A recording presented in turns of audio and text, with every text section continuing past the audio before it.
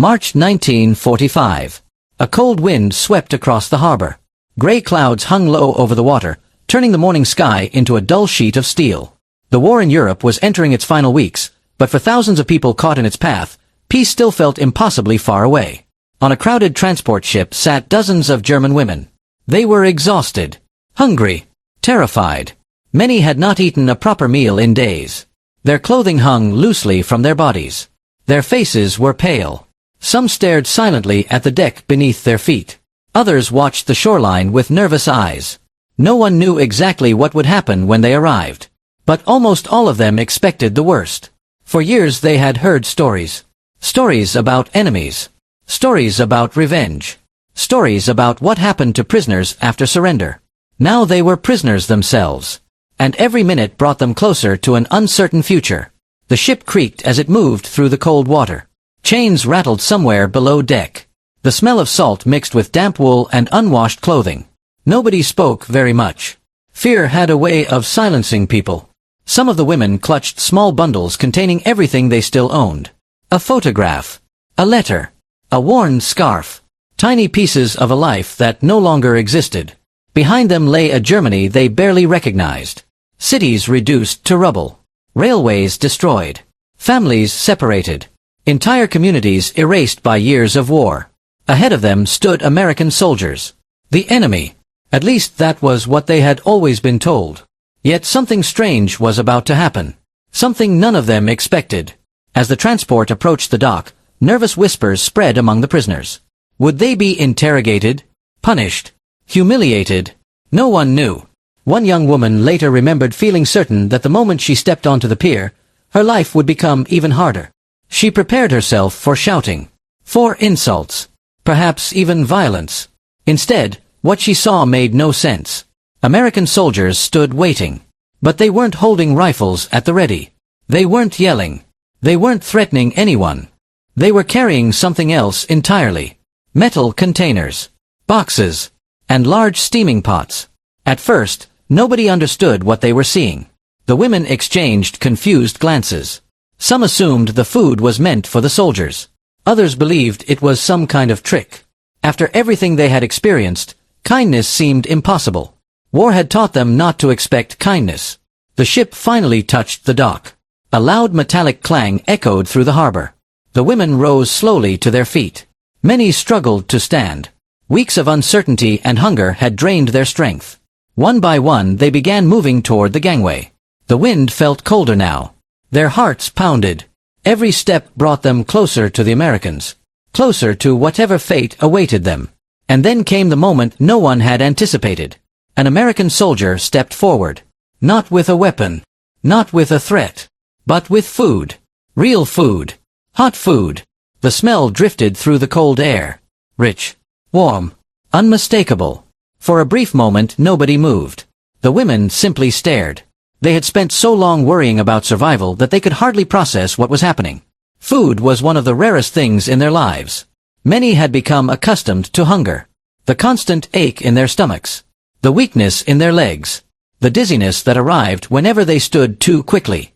Now suddenly, standing before them, was something they had almost forgotten existed. A proper meal. Yet the greatest surprise was not the food itself.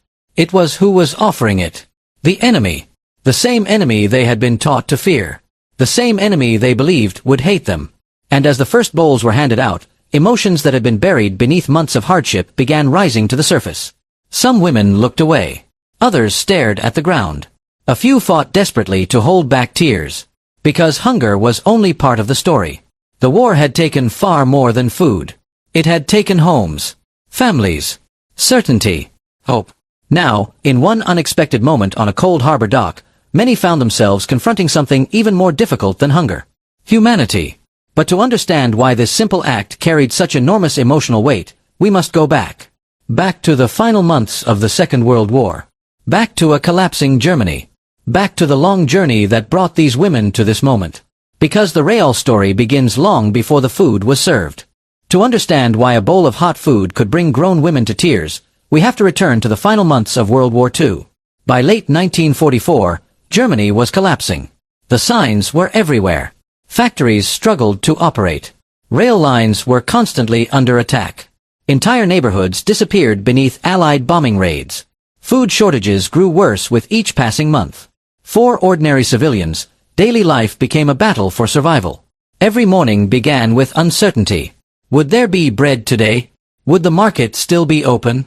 Would another air raid strike before nightfall? For many women, the war had already taken the men from their families. Husbands fought at the front. Brothers disappeared in distant battles. Fathers were missing. Some had not received letters for months. Others had already received the dreaded telegram. The war was no longer something happening far away. It had arrived at their doorsteps. As winter approached, conditions became even harsher.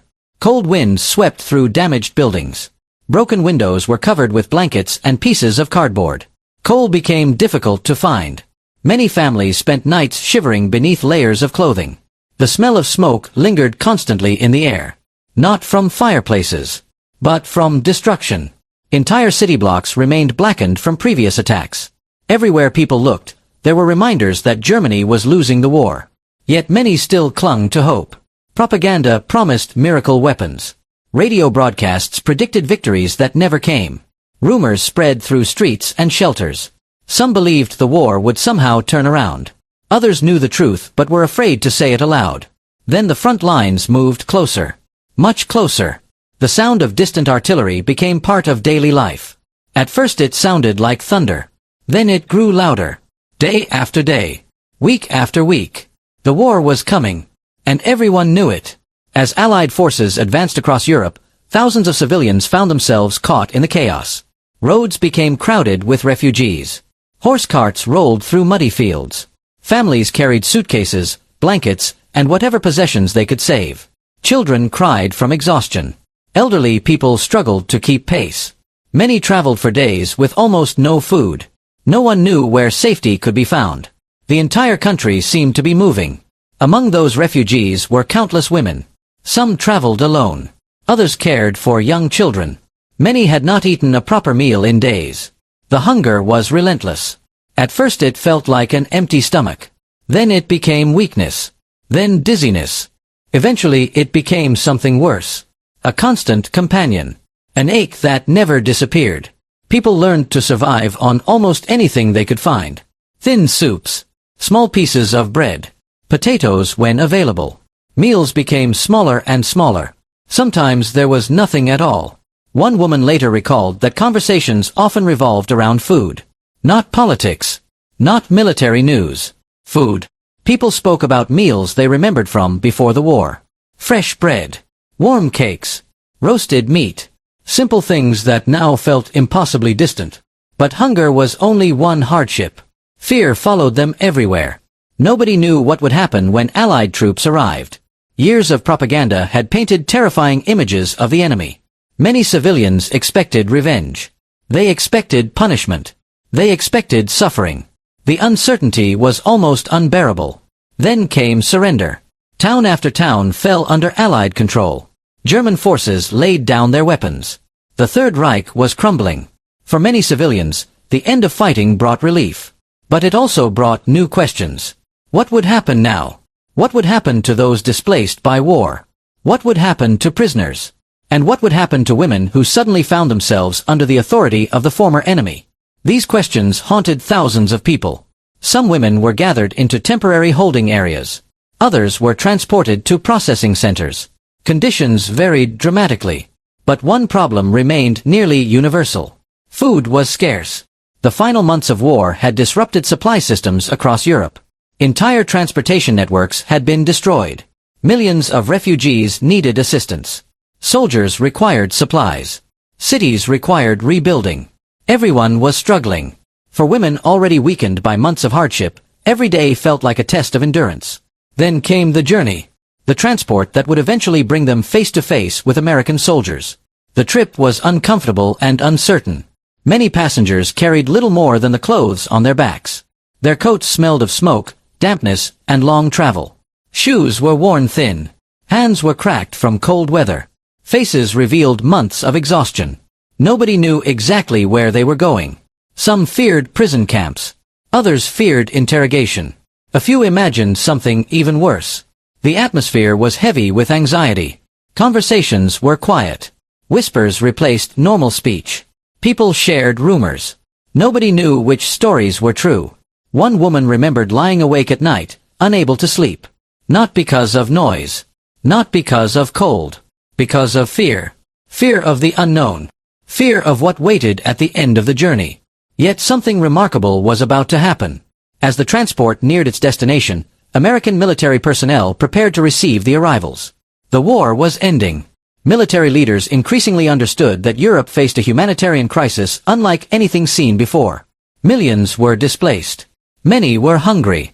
Countless civilians needed immediate assistance. Providing food became a necessity, not only for practical reasons, but for moral ones. Still, the arriving women knew none of this. All they knew was that they were hungry. Very hungry. Days without proper meals had left them weak. Some struggled to walk steadily. Others appeared visibly exhausted. When the transport finally arrived, tension reached its highest point. Every eye focused on the dock. Every heartbeat seemed louder. Then came the unexpected sight. Steam rising into the cold air. Large cooking containers. Food preparation stations. American soldiers carrying supplies. For several moments, nobody understood. The scene contradicted everything they expected. Where were the threats? Where was the anger? Where was the punishment?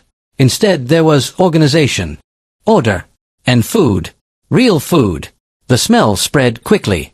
Warm broth, fresh bread, cooked vegetables, simple meals. Yet after weeks and months of hardship, the aroma felt overwhelming. Some women later admitted that the smell alone nearly brought them to tears. It reminded them of home, of normal life, of a world that seemed lost forever. American soldiers began distributing meals.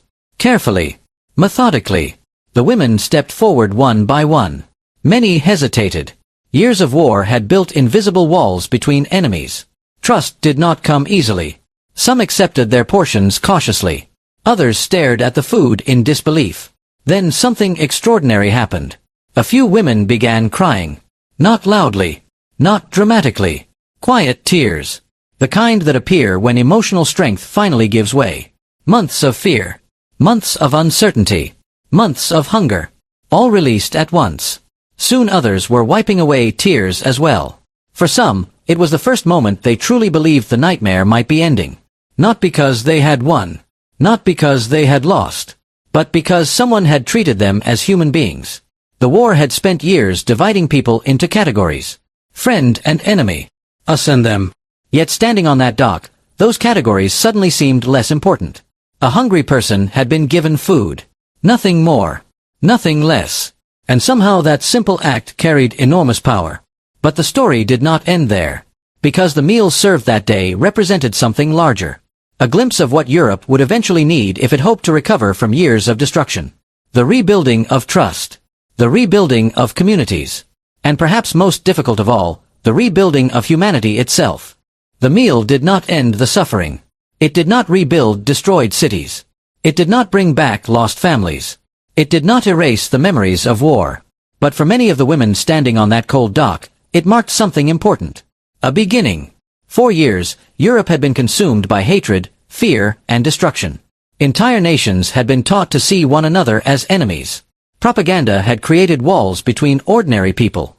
Every newspaper headline, every radio broadcast, every speech, they all reinforced the same message. The people on the other side were different, dangerous, less human, less deserving of sympathy. War thrives on those beliefs. Because once people stop seeing each other as human beings, almost anything becomes possible. Cities can be destroyed. Families can be separated. Millions can suffer. And all of it can be justified. That is one of history's darkest lessons. Yet standing there with a warm meal in their hands, many of those women experienced something that challenged everything they thought they knew. The enemy they had feared was not behaving as expected. The image they had carried for years no longer matched reality. And that realization was powerful, because it forced them to confront a difficult truth. War often creates stories about people. But reality is usually far more complicated. The American soldiers who handed out food that day were not responsible for every bomb that had fallen. The German women receiving those meals were not responsible for every decision made by political leaders. Most were simply ordinary human beings caught inside an extraordinary tragedy. A tragedy that had engulfed an entire continent. As the weeks passed, Europe slowly began the long process of recovery. It was not easy. In many places, it was not even clear where recovery should begin. Cities lay in ruins. Roads were damaged. Factories were destroyed. Millions of people had no permanent homes. Food shortages continued long after the fighting ended. Across Germany and much of Europe, daily life remained difficult. Families searched for missing relatives. Parents looked for children. Children searched for parents. Former prisoners attempted to return home. Refugees crossed borders. Entire populations tried to rebuild lives from fragments. The scale of destruction was almost impossible to comprehend. Historians estimate that World War II claimed tens of millions of lives. Entire communities vanished. Ancient cities were reduced to rubble. The physical damage was enormous. But the emotional damage was even greater. Trust had been shattered. Relationships between nations had been poisoned. The wounds of war ran deep. Healing would take decades. For the women who received food that day, life moved forward in different ways. Some eventually returned home. Others discovered there was no home left to return to. Some reunited with family members. Others spent years wondering what had happened to loved ones who never came back.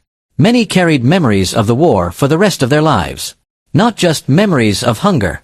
Not just memories of fear, but memories of unexpected moments. Moments that stood out precisely because they occurred in such dark times. Years later, survivors often remembered small acts of kindness more vividly than major events. A stranger sharing food. A helping hand. A warm blanket. A reassuring word. These moments may seem insignificant when compared to battles and military campaigns.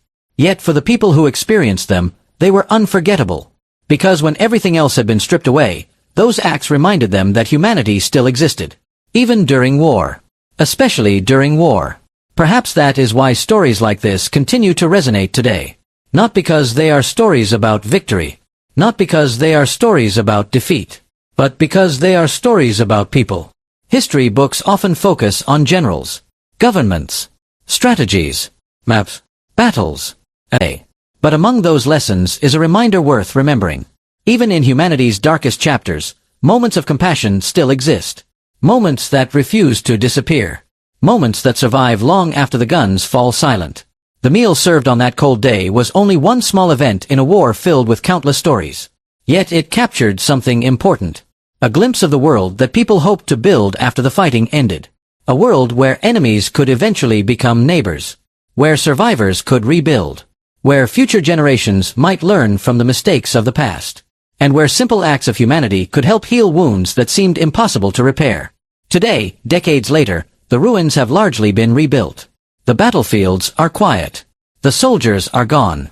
Most of the people who lived through those events have passed into history. Yet their stories remain. They survive in diaries, in letters, in family memories, and in moments like this one. Moments that remind us that history is not only about destruction. It is also about endurance, about survival, about resilience, and about the extraordinary. Those things matter. But behind every major historical event are ordinary individuals trying to survive. People who become hungry. People who become frightened. People who lose hope. And people who sometimes discover compassion in the most unexpected places. The women who stepped off that transport expected hostility. They expected punishment. Some expected humiliation. Instead, they encountered something far simpler. A meal. A basic human gesture. Yet its impact lasted far longer than the food itself. Because it reminded them of a truth that war often tries to erase. The truth that suffering is universal. Hunger feels the same regardless of language. Fear feels the same regardless of nationality. Loss feels the same regardless of which side someone stands on. And kindness can cross boundaries that politics and warfare cannot. That does not mean the war was simple. It does not erase responsibility. It does not remove the moral complexities of one of history's most devastating conflicts. World War II was a catastrophe that reshaped the world. Its causes were complex. Its consequences were enormous. And its lessons remain relevant today. The power of compassion when it appears in the least expected places. Because sometimes, in the middle of war, the most powerful act is not winning a battle. Sometimes it is simply offering a hungry person something to eat. And for the women who stood on that dock so many years ago, that simple act became a memory they would never forget. A memory of warmth in the middle of coldness. A memory of kindness in the middle of conflict. A memory of humanity in the middle of war. If you enjoyed this hidden World War II story, please like, subscribe, and join us for more forgotten stories from history.